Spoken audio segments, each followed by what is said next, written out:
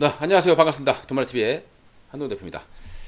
자, 오늘 장 마감, 긴급 시장에 대해서 한번 방송 좀 해드려야 될 것 같습니다.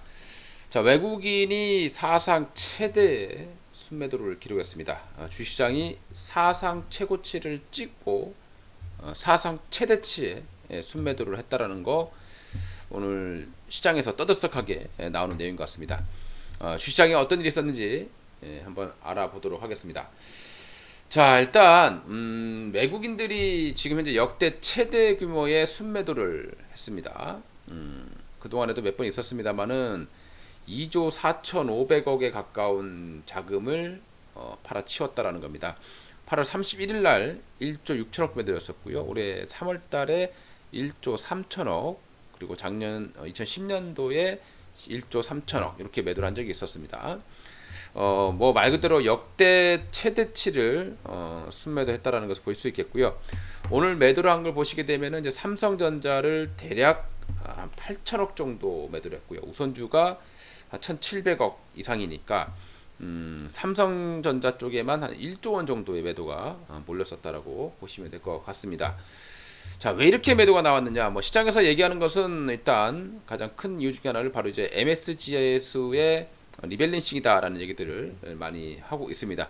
물론 여기에 대한 영향력이 가장 크다라고 볼 수밖에 없는 부분들이 뭐냐면 일단 0.3% 정도 한국 주식시장 이머징 마켓인 한국 시장에서 현재 한국 비중이 12.1% 정도 되거든요.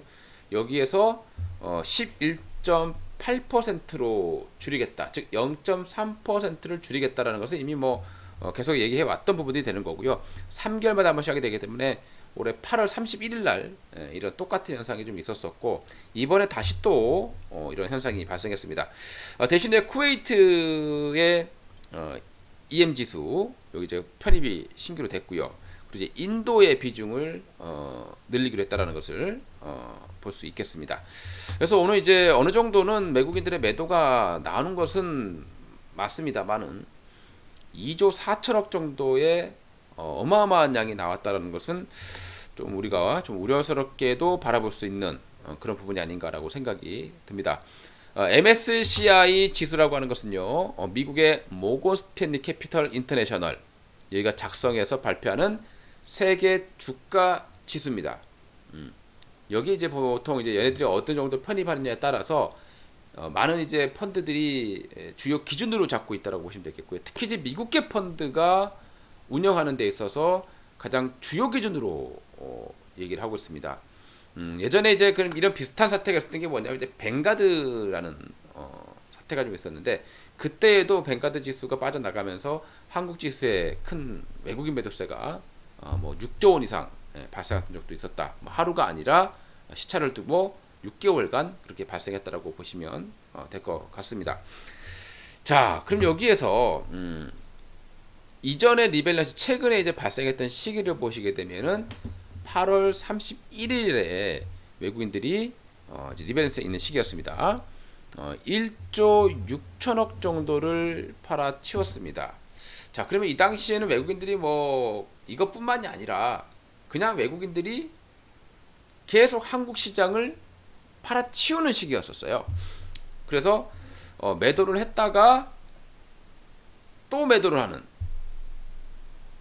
이런 모습들을 보여줬었습니다. 근데 최근에는 외국인들이 시장을 이끌면서 대략 한 달 정도 남짓한 사이에 외국인들이 거의 5조에서 6조 정도를 순매수를 했는데 그 중에 3분의 1 정도를 지금 한 방에 하루 만에 매도를 때린 상황이 되겠습니다. 물론 이제 개인들이 지금 고객예탁금이 63조 원이에요. 어마어마합니다. 거기서 63조 원을 나타내고 있는데 지금 고객예탁금 보시게 되면 63조 원. 그리고 신용장부가 대략 지금 현재 18조 원에 육박하고 있는 자 이런 상황으로 보시면 될 것 같습니다. 자, 그래서 우리가 이제 봐야 될 부분들은 뭐냐면 그러면 외국인 오늘 기간 개인들이 무려 2조 2천억을 샀고요. 오늘 하루 종일 이제 기관은 매도를 일관하다가 막판에 들어와서 조금 매수를 해주는 이런 모습들이 좀 있었다라는 것을 포착해 줄 수 있을 것 같고요. 콜옵션은 이제 좀 매수를 좀 해들어오는 모습이고, 풋옵션도 또 대량적으로 매수했습니다. 대부분의 이제 외국인들의 포지션 자체가 선물도 그렇고 하방으로 잡았다는 것을 보실 수 있을 것 같고요. 이번에는 외국인들이 계속 사들어오는 시장이었기 때문에 지난번 8월달처럼 외국인이 팔고 또 팔겠느냐, 이거는 아니지 않겠느냐라는 생각이 듭니다. 자, 그리고 외국인들의 선물 포지션을 보시게 되면은 최근 11월 달부터 시작을 해서 지금 4만 5천 계약 정도를 순매수를 하다가요, 최근 들어서 오늘 이제 매도를 크게 줄이는 그런 모습들을 보여줬습니다. 그래서 외국인들 매수가 좀 강하게 포착이 됐다는 것을 보실 수 있을 것 같고요. 아직도 오늘 외국인들이 한 7천 계약 가까이 매도를 했지만 여전히 외국인들의 선물 매수 포지션은 좀 크다, 이렇게 판단이 됩니다. 이렇게 되면 언제 이게 때 물량이 돼서 나올지 모르는 이런 상황이고요. 그래서 이제 12월 달경에 이제 선물 옵션 동시 만기일 때 이런 매도 물량이 조금 취소될 가능성이 높지 않을까라는 생각이 듭니다. 지금 이제 차트를 한번 보시게 되면은, 자, 지금 이제 코스피 지수의 차트를 한번 보도록 하겠습니다. 자, 조금 좋지 않은 현상이 발생했습니다. 제가 얼마 전에 이제 말씀을 드렸던 내용 중에, 강의 내용 중에요, 하락 장악형에 대해서 한번 제가 강의를 해 드린 적이 있습니다. 자, 코스피 지수의 모습을 보시게 됐을 때 지금까지 코스피 지수에서 하락 장악형의 캔들이 나온 적이 몇 번 없었습니다. 지금 여기서 완벽히, 여기서는 약간 조금 뭔가 앞에 있는 캔들 양봉이 좀 작기 때문에요, 완벽한 의미의 하락 장악을 보기 어렵습니다.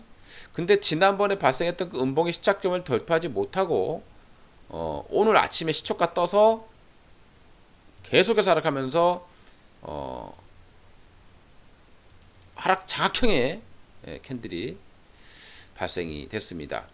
최근에 보시게 되면 저렇게 캔들 나온 적이 거의 없었어요. 주가가 많이 오른 상태에서 코스피 지수에서 하락 장악형의 캔들을 만들어낸 적을 찾기가 좀 어려웠었는데, 이번에 좀 그런 모습이 좀 나와서 일단 우리가 외국인들이 뭐 일시적으로 MSCI 리밸런스 때문에 일시적으로 빠져나왔다라고 생각이 될 수도 있겠지만, 그래도 주식은 항상 뭔가 징후가 나올 때는 조심하는 게 맞지 않는가 생각이 들고요. 자, 그리고 최근에 지수가 사상 최고치를 돌파했습니다. 그렇기 때문에 울고 싶었던 또 상황이었고요. 아무리 MSCI의 리밸런싱이 있다 하더라도 하루에 2조 4천억이 나왔다고 보기는 어렵습니다. 보통 뭐 몇천억씩 나온다고 볼 수 있고 1조 원대 나올 수 있겠지만, 사상 최고치의 매도가 나왔다는 것은 그렇게 반가운 내용은 분명히 아니다라고 생각이 듭니다. 자, 기존에 이제 과거에 코스피 시장에서 하락 장악형 캔들이 나온 날이 언제 있었냐 보니까 거의 지금 뭐 보이질 않습니다. 요때 한번 나왔었네요. 자, 요때입니다. 자, 저때가 이제 2013년도에 한번 하락 장악형 캔들이 나왔었고요. 보세요. 나왔다가 바로 안 죽고 다시 반등을 만들어내고 밀렸습니다. 여기서는 거의 뭐 완전히 떨어지는 모습이 나왔고요. 근데 저 때와 다른 건 조금 뭐가 있겠습니까? 또 하나 본다라면 음봉의 크기가 그때에 비해서는 그다지 크지 않다라는 거. 그래서 바로 급락세로 이어지기보다는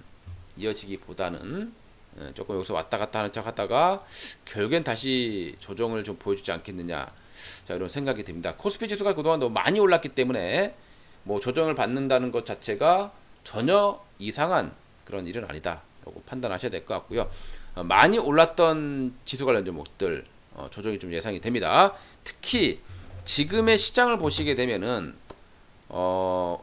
경기에 비해서 시장이 너무 과열돼 있다라는 거죠. 분명히 이 역행이 나타날 수밖에 없는 상황인데 그게 언제가 되겠느냐, 출발 지점이. 근데 지금 이제 12월이 시작되는 상황이고요.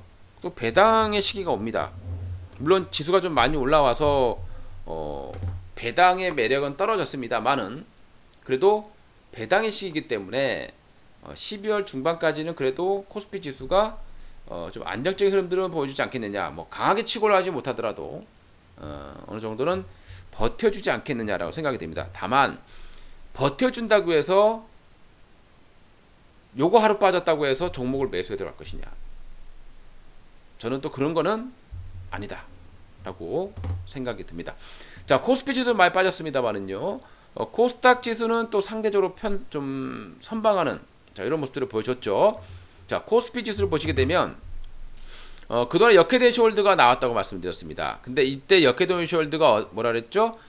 바로 양도세 이슈 그 3억 기준이 3억 변경되지 않는다라면 즉 현재 10억을 계속해서 유지한다고 했을 때는 이 헤드앤숄더 자체가 무산된다. 즉 의미가 없어진다라고 말씀을 드렸고 그 물량을 다시 먹어 들어갈 수 있다라고 말씀드렸을 겁니다. 자, 이제는 코스닥 지수도 한번 사상 최고치를 찍어야 되는 거 아닌가라는 생각을 해 보겠습니다. 그동안에 이제 거래소는 찍어냈고요. 사상 최고치를. 이제 아우라고 할 수 있는 코스닥 지수도 뒤따라서 코스피 시장이 조금 주춤해질 때 중소형주들이 올라가면서 또 밸런스를 맞추는 보조를 맞춰나가는 자 이런 흐름들이 나타나지 않겠는가라는 생각이 듭니다. 자, 코스닥 지수를 보시게 되면은 지금 뭐 사상 최고치가 거의 한 300포인트 육박하겠죠. 뭐 거기까지는 생각하지 못한다고 하더라도요. 예전에 보면 2,900포인트거든요. 그러니까 이제 예전으로 따지면 290포인트가 되겠습니다. 그러면 최초 시작했던 100포인트 지금 말하는 1000포인트는 가야 되는 거 아니냐. 지금 코스닥 지수가 상장된 지 출범한 지 1996년도 이후에 지금 25년이라는 시간이 흘렀습니다. 25년이라는 시간 동안에 마이너스다. 참 창피한 일이 아닌가 생각이 듭니다. 경제 규모는 그만큼 성장을 했는데 지수는 오히려 24년 동안 마이너스다. 이제는 1000포인트라고 해서 가야 되는 거 아니냐. 코스피가 사상 최고를 찍었으면 코스닥 너도 좀 양심이 있다라면 너도 가야 되는 거 아니냐. 자, 오늘도 보시게 되면 코스닥 지수는 그래도 견조한 모습을 보여줬습니다. 그래서 향후에 코스피 지수가 조정을 좀 받는다라면 지금 현재 고객 예탁금이 대략 63조 원입니다. 63조 원이에요. 이 정도의 예탁금을 가지고서 물론 요즘에 이제 워낙 거대 공룡들이 상장하다 보니까 그거 공모주 청약을 받기 위해서 들어오는 예탁금도 어느 정도는 있습니다. 그래도 지금 60조 원대의 예탁금이라고 한다라면 1000포인트는 가야 되는 거 아니냐. 올해 말 내년 초 즉 공매도가 부활하기 전에 1000포인트를 한번 가야 되는 거 아니냐. 이런 생각을 해보고요. 이런 기대를 가져보도록 하겠습니다. 그리고 앞으로 이제 2021년도가 이제 다가오죠. 2021년도에 새롭게 떠오를 수 있는 부의 지도, 거기에 관련되어 있는 종목들, 이런 부분에 대해서는 향후에 또 돈마니TV에서 여러 각도로 소개를 시켜드리도록 하겠습니다. 자, 그리고 어제 제가 이제 주식 파티를 했었죠. 밤 10시. 매주 일요일 밤 10시에 진행하고 있는 주식 파티. 여기에서 이제 공개해드렸던 종목들 중에서 어제 제가 분석해드렸던 게 바로 이제 제지주였습니다. 오늘 대형 포장이 상한가를 갔고요. 자, 그리고 이제 향후에 이제 그 다음에 이제 새롭게 떠오를 것들을 또 이번 주 일요일 또 저녁에도 공개를 해 보도록 하겠습니다. 많은 참여 부탁드리고요. 그리고 오늘 내용들 도움 되셨다라면 좋아요, 구독, 그리고 댓글 한 번씩 남겨주셨으면 진심으로 감사드리겠습니다. 오늘의 하락은 일단은 당장은 겁낼 필요가 없다. 시장이 빠진다고 해서 종목이 다 같이 빠지는 건 아니다. 이것만 좀 기억해 두셨으면 좋겠습니다.